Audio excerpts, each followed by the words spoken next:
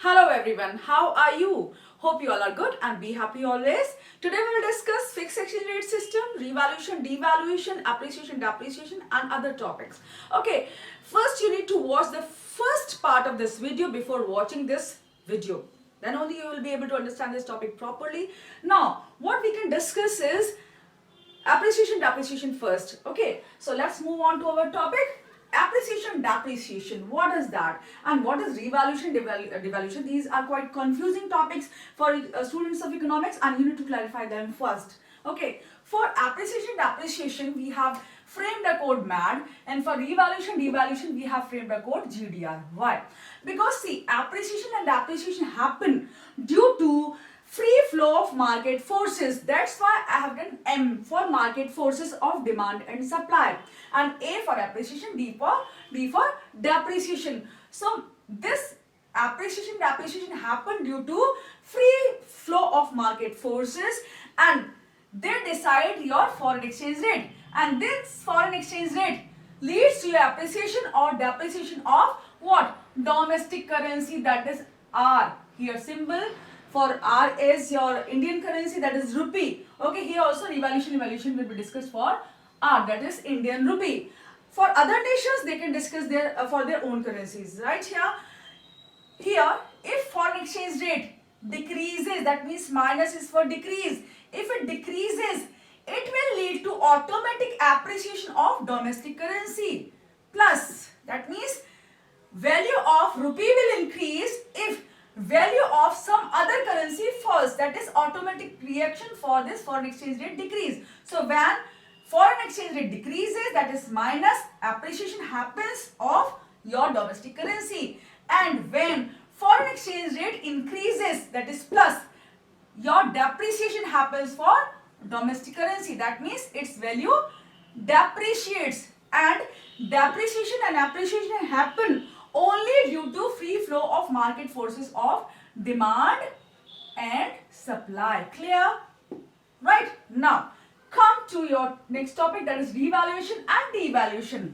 See, revaluation and devaluation are done by government, by the control of government through your central bank. So, this does not happen entirely due to free flow of market forces. That's why I have written G for government, D for devaluation and R for revaluation.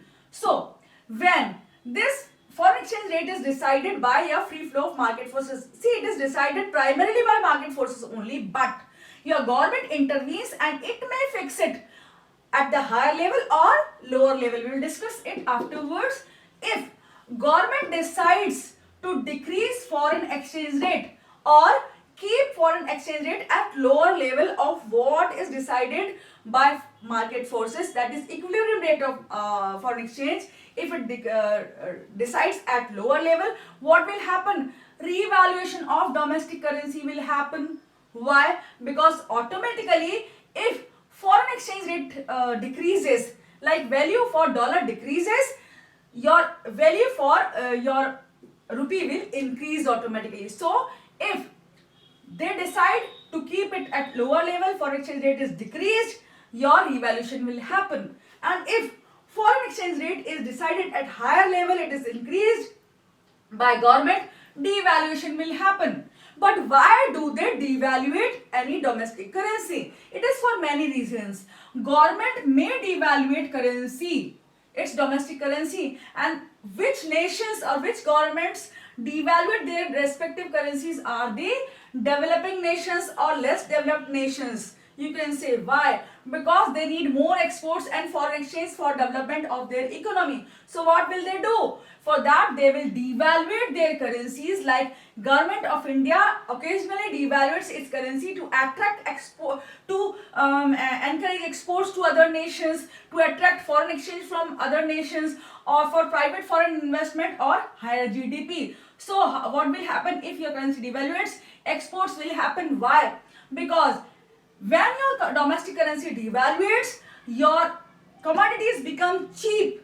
Why? Because they can buy more commodities in exchange of $1 or any other currency. So, more exports will happen to other nations. In second case, if exports increase, your foreign exchange inflow of foreign exchange will increase to your nation.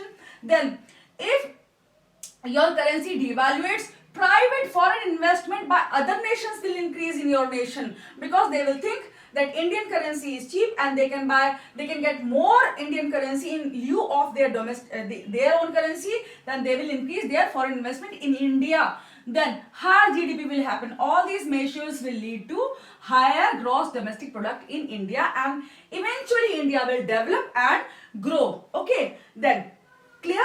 This is clear, I hope. Then fixed exchange rate. What is fixed exchange rate? Let's read the definition.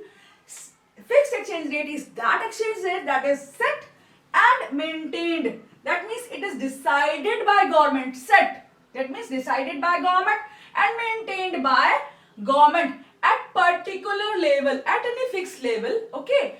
May be higher or lower than determined by market forces of demand and supply. That means the equilibrium rate that is decided by market forces is kept in consideration, and government may decide that at what level it will decide your foreign exchange rate. It is maintained by your government. So here we can take this example over here. Now I need to rub this.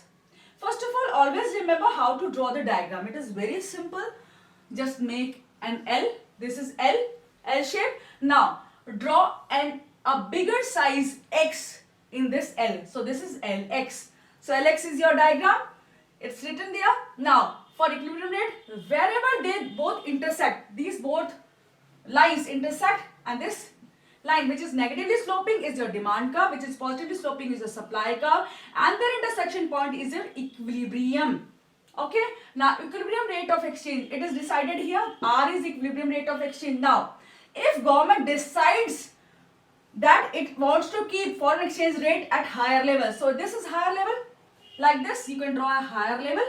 This is R and higher level, that means plus, it is increased, so it will increase in this direction. Okay, so it is increased to R1. Now suppose initially equilibrium rate was rupees 60 for $1, that means this was rupees 60 for $1, and now government has decided to increase your exchange rate, foreign exchange rate. Now what is the rate? Suppose it is rupees 70 for $1. Now what has happened? The value of Indian currency has been reduced, right? And this is devaluation. When government deliberately decides to decrease or diminish the value of your Indian currency or domestic currency by any other nation will happen, that is known as devaluation. That means decrease in value of any currency. Devalue, that means decrease in value. Okay, so decrease in value is happening. And how it is happening? Due to increase in foreign exchange rate by government. Next, when it is set lower, at lower level of equilibrium rate. So this is equilibrium rate. Again you can draw a box. This is equilibrium, both are intersecting. Now this is R. If government decides to set your foreign exchange below the equilibrium rate, this is equilibrium below, that means R1 is new exchange rate. Here if equilibrium rate was rupees 60 for $1, rupees 60 for $1. Now what is happening here? Suppose it decreases to rupees 50 for $1. Now what is happening? The value of Indian currency has been increased. Okay, so this is revaluation. Revaluation, that means its value has been reevaluated or increased. So this is happening. So this is opposite reaction as we have studied here. If foreign exchange rate is decreased, your revaluation will happen. If foreign exchange rate is increased, your devaluation will happen. Clear? I hope so. Take a screenshot of this portion. Okay. Now move on to gold standard, Bretton Woods system, and managed floating or dirty floating system. Gold standard, it was practiced in centuries ago, I can say, and in this system your value of currency was decided in terms of gold or maintained in terms of gold, and that was also known as mint parity system. Okay, so mint parity means where mint is there, where coins are minted. So in terms of gold coins, they were maintained initially when it was there. Here 1 UK pound sterling, if suppose example we are taking here, if 1 pound sterling is equal to 4 gram of gold, here the value of currency is maintained in terms of gold. So if 1 pound is equal to 4 gram of gold, 4 gram value of gold, and 1 US dollar is equal to 2 gram value of gold. So how will they be exchanged? See, here in this case, US dollar is just half the value of your UK pound sterling. So what will happen? You will have to give $2, this is symbol of dollar, to get 1 pound sterling of UK. Clear? So in this way, exchange took place in those times.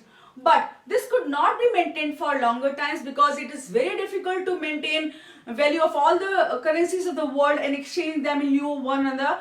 So in that case, Bretton Woods system came into existence, or it was known as Bretton Woods system or adjustable peg system. So peg means related to. You are relating the value of your currency to some other currency, and in this case, value of all the currencies of the world normally was related to US currency unanimously, that is US currency is your dollar. So all the currencies were related to or pegged to your US dollar, and their values were related to or expressed in terms of dollars. Nowadays also in India, foreign reserves of India are maintained in terms of US dollar, and they are expressed in terms of US dollar only in India also. Okay, so here what happened? All the currencies of the world were related to dollar, and dollar was related to gold. Okay, so gold, US dollar was expressed in terms of gold, and all the currencies, this is gold, and all the currencies were expressed in terms of your dollar. Okay, now managed floating or dirty floating system. In your managed floating system and dirty floating system, what happens? Government intervenes in between and keeps your foreign exchange rate within certain limits, so that domestic currency does not fall beyond a limit and does not increase beyond certain limit. So it keeps your currency or foreign exchange rate within limits. FER within limits. It sets the limits. That is, it will keep your currency maybe between your 70 rupees for $1 to 60 rupees to 70 rupees for $1. Okay, so this, it sets the limits for that. It won't let your foreign exchange rate go beyond that limit and decides that. Okay, so managed floating is a mixture of flexible and fixed exchange rate. How?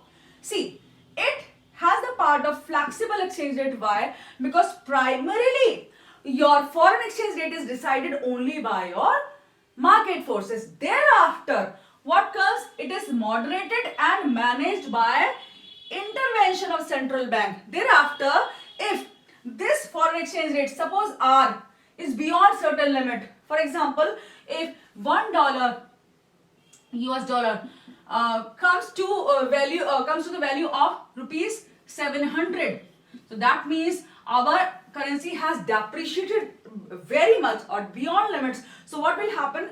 Government will intervene in between and keep your exchange rate within certain limits. So that's why it is known as dirty floating also.